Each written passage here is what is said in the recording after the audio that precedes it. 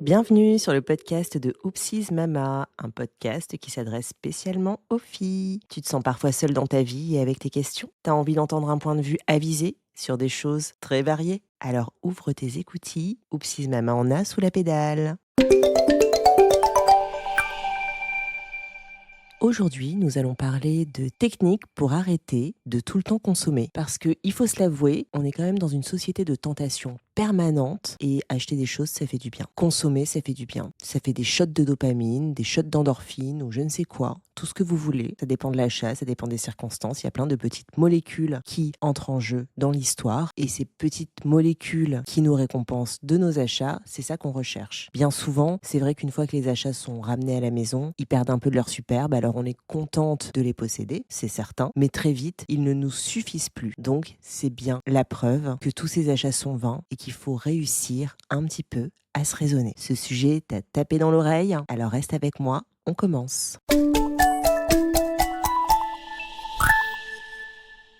Qui est capable, de nos jours, de faire une sortie dans le centre-ville sans rien acheter? De juste aller se balader, main dans les poches, regarder un petit peu le ciel, les gens, les façades. Qui est capable de faire ça, très honnêtement? C'est devenu extrêmement compliqué. Je ne sais pas où vous vivez. Moi, personnellement, j'habite dans une grande ville, à Paris, et c'est impossible à tenir. Chaque fois que je sors de chez moi, je sais que je vais passer à la caisse. Ce podcast est donc destiné à te donner des petites astuces pour ne pas toujours mettre la main au portefeuille, quoi que tu fasses, et arriver à te contenter de petits plaisirs simples et aussi de techniques pour détourner ton attention de ces envies d'achat. Sans être forcément une accro au shopping, ça peut être très compliqué en fait de faire cette fameuse balade sans rien acheter, sans rien consommer. Ce qui est bien, c'est d'aller dans le sens du courant. C'est de concevoir qu'on peut acheter des choses, mais de les avoir prévues à l'avance et de les avoir budgétisées. Et aussi, on va taper sur des petits achats. Par exemple, tu prévois une sortie au centre-ville cet après-midi. Tu sais que tu peux pas ne rien acheter, ne rien consommer. Il faut pas non plus passer du coq à l'âne comme ça. Il faut un sas de décompression avec l'ancienne toi pour peu à peu découvrir une nouvelle façon de faire. Moi, ce que je peux te conseiller, c'est de te faire ta petite liste à l'avance et tu vas marquer des petits trucs à la noix qui payent pas de mine, qui payent pas cher justement et qui te seront utiles. Tu peux prévoir dans ta sortie que tu as besoin d'aller t'acheter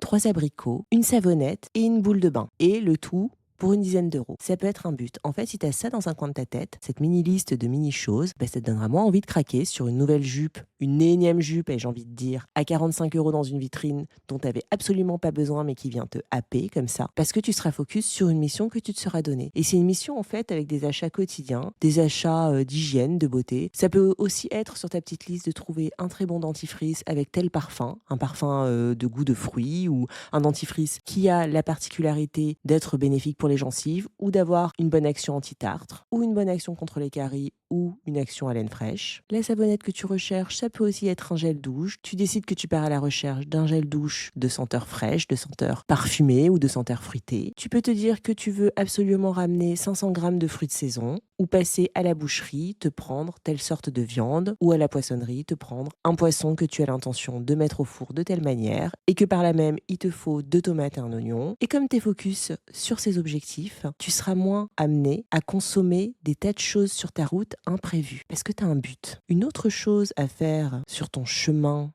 de Compostelle anti-consommation, c'est de te forcer à plus regarder ton environnement et les gens. Tu peux même te mettre un but, c'est-à-dire de aujourd'hui, le long de ta balade, sur cette route, sur ce chemin, eh bien, tu te fixes comme objectif de trouver 2 personnes qui portent un chapeau ou une casquette, de trouver une femme qui, selon toi, a une jolie robe et un enfant que tu trouves mimi. Ça te donnera en fait l'impulse de faire plus attention à ton environnement et de moins être là à la recherche, consciente ou inconsciente, d'objets dans les vitrines devant lesquels tu passes. Alors, il y a une astuce, moi, que j'adore. J'appelle ça faire des séances de non-shopping. Bon, c'est peut-être un peu particulier comme nom, mais en fait, il s'agit, quand je passe devant une vitrine, d'être à la recherche d'articles que je n'achèterai jamais dedans. C'est-à-dire, au lieu de chercher à tout prix la perle, la chose dont j'ai pas besoin, mais comme un challenge, en fait, qu'on se donne, de tiens, dans cette vitrine, tac, chou, je scanne tout. Qu'est-ce qui constitue l'objet ou la fringue qui, moi, me tape dans l'œil? On est, en fait, programmé comme un ordinateur. On a un logiciel en nous qui fait qu'on regarde les vitrines comme ça. Là, je me reprogramme en quelques secondes en me disant, tiens, cherche ce que jamais t'achèterais. C'est-à-dire, là, imaginons, t'es folle. En fait, t'es devenue folle dingue et là, t'as décidé d'acheter ça. T'as décidé de te ruiner en plus d'acheter un truc dans cette vitrine, d'en avoir pour 150 ou 200 euros d'un truc affreux que t'aimerais pas du tout. Une veste, c'est pas du tout ton délire.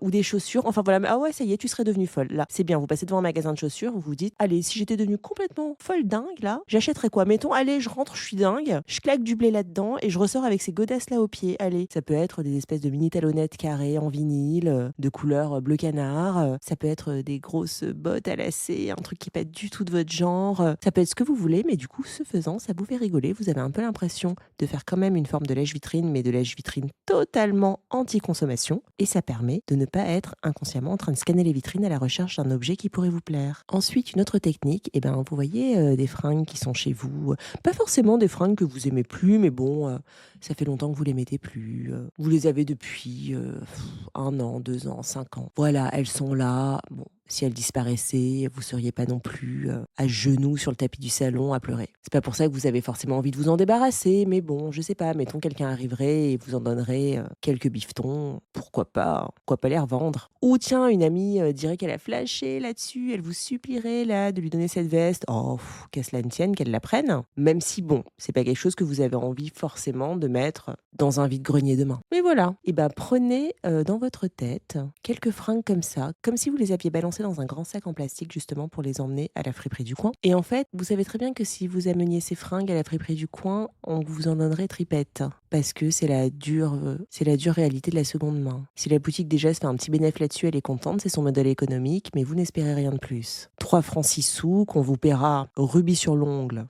Ou pas, mais voilà. Et bien maintenant, imaginez, quand vous passez devant une vitrine, que toutes les fringues ou tous les objets qui sont présents dans cette vitrine, c'est toutes vos vieilleries. Et que en fait, le vendeur, il a été complètement dingue. Il a accepté de tout reprendre et de tout mettre dans sa vitrine en mettant des étiquettes de prix d'objets et de fringues neuves, la grosse arnaque, en étant plein de foi et d'espoir de vendre vos trucs. Mettons, il avait plus de stock, il est dans la mouise, ça l'a bien arrangé lui aussi. Non mais c'est un folle dingue. Non mais c'est un fou furieux comme vous. Et donc du coup, tout ce qui est dans cette vitrine, c'est vos affaires qu'il a mis à prix neuf et qui ne se vendront jamais. Et là, réenvisagez la vitrine telle qu'elle est, avec des affaires neuves, pour le coup, pour de vrai. Mais comme vous vous êtes fait le délire que c'était toutes vos vieilleries plus ou moins acceptables qui étaient là-dedans et que personne ne voudrait jamais racheter, d'ailleurs c'est pas dit, mais c'est parce que vous y mettez une énergie de vieillerie et vous savez. Et du coup, vous verrez plus les objets pareils. Ça peut vachement servir. Ça sert dans tous les cas parce qu'en fait, tant qu'on est occupé à se faire des délires comme ça, on n'est pas sur l'énergie d'acheter.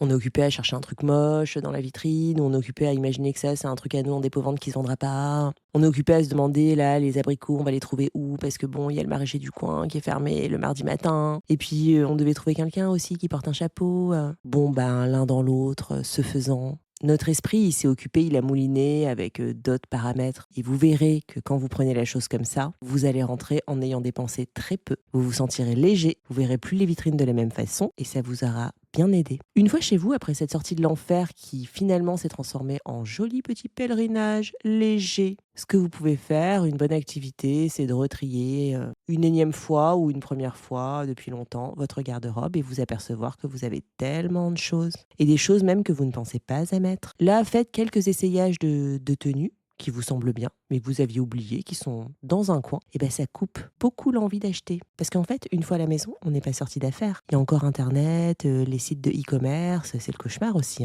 Les pièges sont partout. Donc il faut aussi avoir des petites techniques chez soi. Vous pouvez donc retrier votre garde-robe, puis vous pouvez aussi imaginer qu'une amie qui est un peu dans la panade ces temps-ci, qui est entre 2 déménagements, elle vienne stocker chez vous 4 gros cartons de fringues. Et que vous, ça vous encombre, parce que c'est pas vos affaires, là, ces 4 gros cartons, ou qu'elle les mette, c'est toujours un peu chiant quand les gens nous demandent des trucs comme ça. À moins qu'on ait une grande maison avec une cave, un cellier, un grenier, mais sinon, si c'est pour que ça traîne dans l'entrée ou dans le salon, vous savez, c'est comme les tendoirs à linge.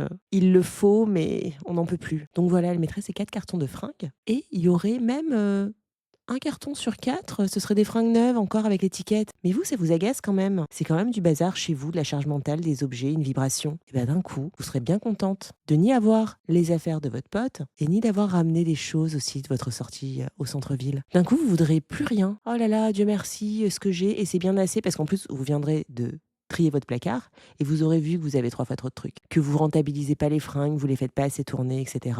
Donc tout ça fait qu'à la fin, de l'ordre, de la clarté, de l'espace, les sous bien rangés sur le compte bancaire, on arrête là de tout claquer, de gaspiller. On va se faire une tisane, tiens la savonnette qu'on a achetée, hop, une bonne douche avec cette senteur là, les abricots, petite salade de fruits, machin, et ce sera une journée de consommation qu'on s'est épargnée. Mais c'est un fléau, ça revient toujours, ces envies-là. Donc vous pouvez être dans une forme de non-consommation quelque temps, mais sachez que ça reviendra toujours. Donc c'est comme un muscle, ça se travaille, on n'oublie pas d'utiliser ces astuces très souvent. Voilà, j'espère que tout ça vous a parlé, que ça vous a donné quelques combines pour moins acheter. On en a toujours besoin parce que la vie est une tentation. Si ce podcast vous a plu, eh bien j'en suis ravie. Il est temps pour moi de clore ce podcast. Je vais vous dire à très bientôt, à très vite pour d'autres podcasts avec d'autres sujets. Et en attendant, n'oublie pas que... Oupsies maman est là pour toi. T'en fais pas. Oupsies maman te lâche pas. Ouais maman, oupsies maman, elle en a vaut de toi, pour toi. Hey! Aïe aïe aïe aïe.